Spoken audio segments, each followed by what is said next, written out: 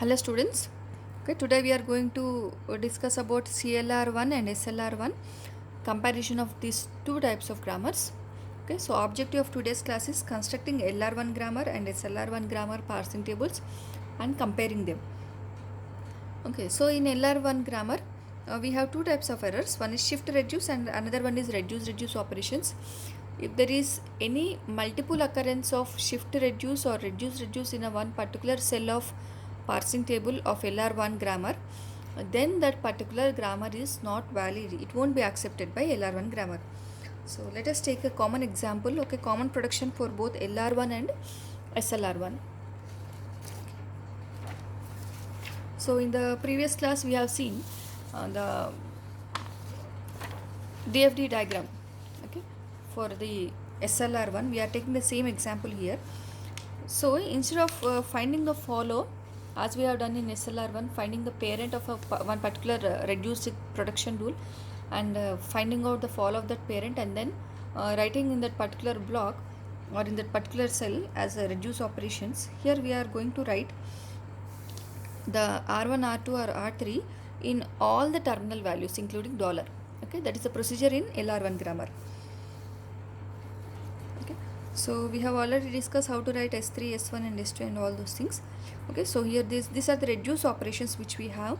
So coming to the I2, if you see, this is not completely reduced. So this plus again it is read in the next state. So if any production is not completely reduced and it is still transferred to the other state to still further simplify, then this first production is said to be applied with shift operation. Okay, so plus is applied with shift operation. So I2, so under plus we write S4. S4 means plus is shifted to I4 for further simplification of this first rule.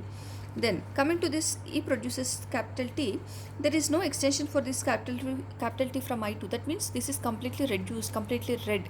So where is this? What is the number of this equation is equation number 2. So we have seen in the earlier class. So given in the given grammar, E produces T plus E or T and T produces I. So in this we have given the number for the production rules. This is equation 1, then we say rule 1, rule 2, rule 3. Okay, so this E produces T is our rule 3, R3.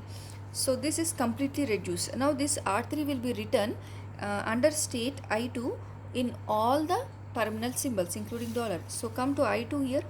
So under 3 terminal symbols we have. So under plus I and dollar we have to write R2, R2 and R2. So this completes the reduce operation. Similarly I3, if you see, I3 is this is R3. Okay, number 3. So under all the symbols, under all the terminal symbols we write R3 and R3 and R3. Okay, so similarly under I5, okay, we have T plus E dollar. This is equation number 1. So that is reduced form. Therefore in all the symbols we write R1, R1 and R1. So this is a procedure how we write for LR1 parsing table. And if in case if there is any cell which is having shift reduce error, so we have discussed two types of errors. So this is related to shift reduce error. In the same block we are getting shift operation and reduce operation, and this is not allowed in LR grammar. Similarly sometimes we get R1 slash R2 or R2 slash R3, that is called as reduce. That means in the same state two different productions are being read completely. So that is called reduce conflict. So these two types of conflicts, that is shift reduce or reduce conflicts, are not allowed. So this is not a valid LR1 grammar.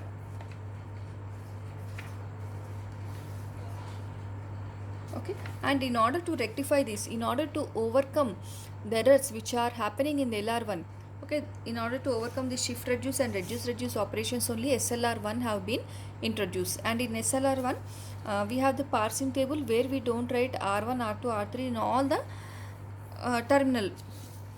the terminal values we don't write. Okay, we select only a few cells. What are those cells? We select the follow of the parent and then we write. Okay, so instead of writing R3 across all the cells like this, what we do, we try to write across the follow elements of the parent. Similarly here I am not getting the reduce operation in the first and second, I am getting reduce operation only in the dollar symbol. Under dollar only I am getting the reduce symbol under SLR. Okay, how did we get this one? This is because of uh, the R2 production, okay, whichever we have reduced. For in that R2 production parent, we have taken the parent variable, and the follow of that parent variable is only dollar. We didn't get the follow as plus and I, so we are not writing R2 in the first and second cell, and we are writing only in R2. So in this way we won't get any shift or reduce operations. So SLR is being introduced to overcome the shift reduce error and reduce error in the LR1 grammars. Okay. So this is about the comparison of LR1 and SLR1 grammar rules, and the outcomes of today's class is a student will be able to analyze the tables and conclude this that SLR1 is more efficient than LR1 parsing. So this is a procedure how we do the LR1 parsing table and SLR1 parsing table. Thank you.